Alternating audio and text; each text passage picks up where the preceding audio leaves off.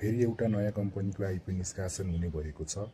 टक्सर पिकुवा खोला hydro power लिमिटेडले सर्वसाधारणका लागि IPO निष्कासन गरेको छ। यस कम्पनीले वैशाख 23 गतेदेखि वैशाख 28 गतेसम्मका लागि आइपिओ बिक्री खुल्ला गर्नेछ।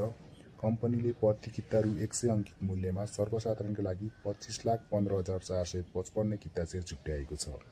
यो आइपिओमा वैशाख 28 गतेसम्म पुनः आवेदन नपरेमा म्याद जेठ 6 गतेसम्म थप गर्ने व्यवस्था गरिएको छ।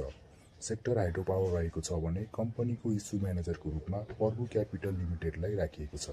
यस कम्पनीको क्रेडिट रेटिङ सम्बन्धी केयर एनपीले BB शेयरको रेटिङ प्रोभाइड गरेको छ, जसले कम्पनीको वित्तीय दायित्व वहन गर्ने क्षमता मध्यम जोखिम रहेको देखिन्छ।